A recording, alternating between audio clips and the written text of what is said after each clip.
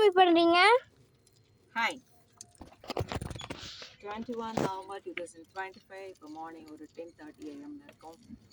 Okay, this is for யவன சந்ததிக்காக.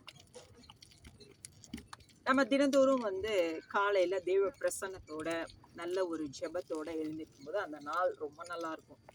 அதில் எந்த விதமான வேலைகள், போராட்டங்கள், இந்த பிசாசின் கிரியைகள் என்ன இருந்தாலும் நமக்கு பெருசாக ஒரு டஃப்பாக தெரியாது.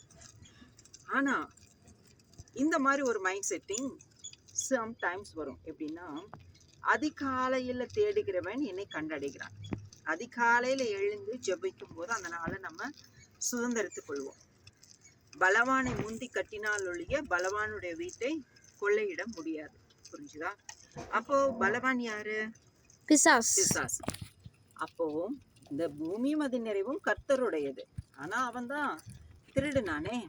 ஸோ அதனால இப்போ அவன் எல்லா விதத்திலையும் ஆழ்கை செய்து கொண்டிருக்கிறதுனால அவனை முந்தி கட்டினால்தான் என்ன பண்ண முடியும்? நம்ம அந்த நாள்ல நம்மளுடைய காரியங்களை ஜெயமாய் எடுக்க முடியும். சரி, சம்டைம்ஸ் அதே பிசாசின் போராட்டத்தினால சம் டேஸ்ல நம்மளால என்ன பண்ணுவோம்? அதிகாலையில எழுந்திருக்க முடியாது. புரிஞ்சுதா? திஸ் இஸ் ஃபார் யவன சந்ததிக்காக. அதுக்காக நம்மளோட மைண்ட் செட்டிங்கே என்ன ஆயிடும்னா டென்ஷன் ஆயிடும்.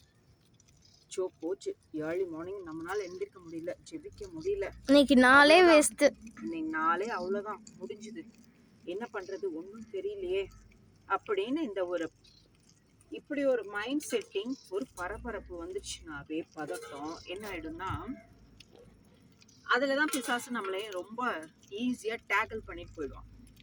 அப்ப நம்ம என்ன பண்ணணும்? உங்களுக்கு ஒன்றும் தெரியலையா? ஒன்றும் பிரச்சனை இல்லை.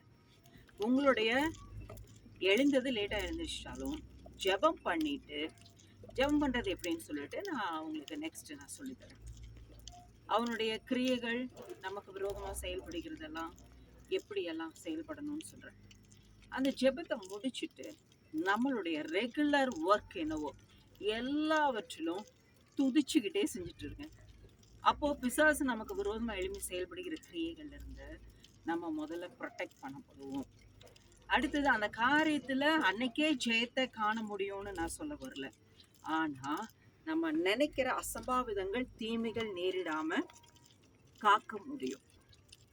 எஸ், தூய ஆவியே உமக்கு ஆராதனை, துணையாளரே உமக்கு ஆராதனை, தூய ஆவியே உமக்கு ஆராதனை, துணையாளரே உமக்கு ஆராதனை, வல்ல பிதாவே உமக்கு ஆராதனை, வழிகாட்டியே உமக்கு ஆராதனை, மேகஸ்தம்பமே உமக்கு ஆராதனை, மேசியாவே உமக்கு ஆராதனை, அக்னிஸ்தம்பமே உமக்கு ஆராதனை, அன்பின் தேவனே உமக்கு ஆராதனை.